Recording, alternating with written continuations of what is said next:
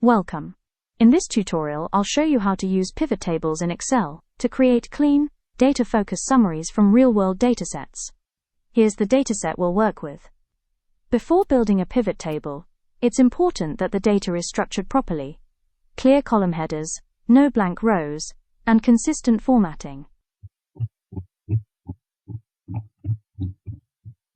Now I select the entire table.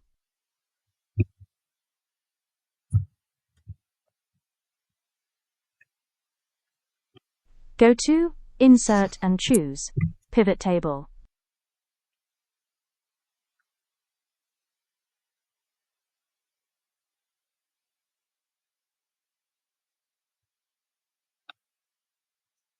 I'll place it in a new worksheet to keep the analysis organized.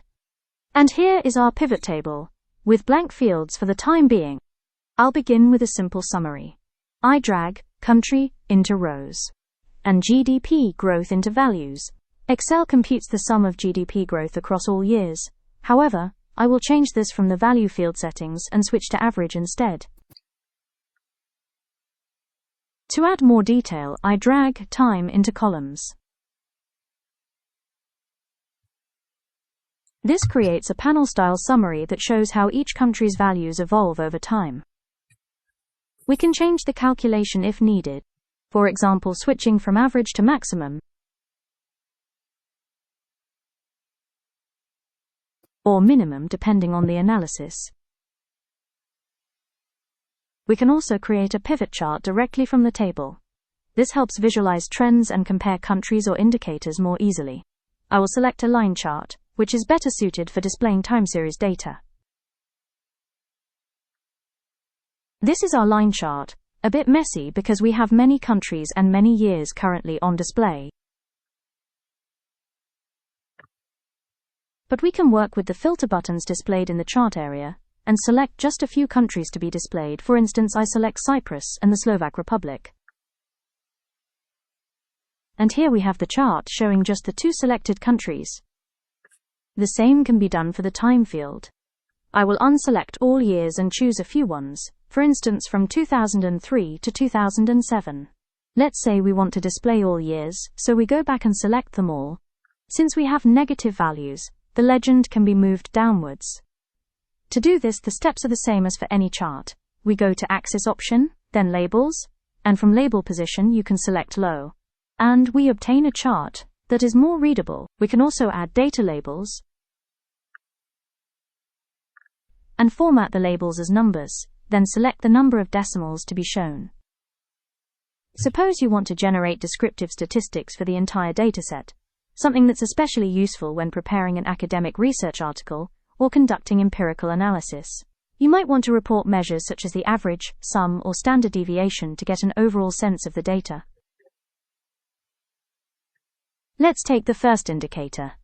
I will take the GDP per capita and drag it 3 times into the values area.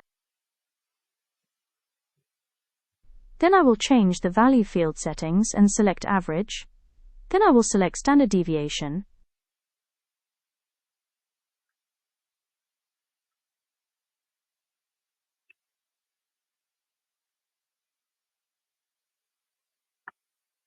I will now add another variable, let's say GDP growth rate. I will again drag it 3 times into the values area. Then as before, I will change the value field settings to average and, respectively, standard deviation. And here we have descriptive statistics for 2 variables in the dataset. You can repeat the same steps for the full list of variables, and also you can add more statistics like median, maximum, and minimum values. This is very helpful for research work. Pivot tables are also extremely helpful when you realize that some of your variables need to be updated. Instead of rebuilding your summaries from scratch, you can simply adjust the underlying data and refresh the pivot table. All your calculations, comparisons, and descriptive statistics update instantly, which makes your workflow much more efficient and reliable. I'll take a random variable, GDP growth, and change one value. Instead of 2.21, I'll enter 221. Of course, this isn't realistic, but using an extreme number makes it easier to see how the pivot table updates. To see the updates, I'll move to the sheet containing the pivot table and highlight in red the statistics concerning GDP growth, as that's where the changes will take place. To obtain the updated values, I go to Pivot Table Analyze and click the Refresh button. And we can see that all the descriptive statistics for GDP have changed. The average and standard deviation have increased, which is normal since I input such a large GDP growth value.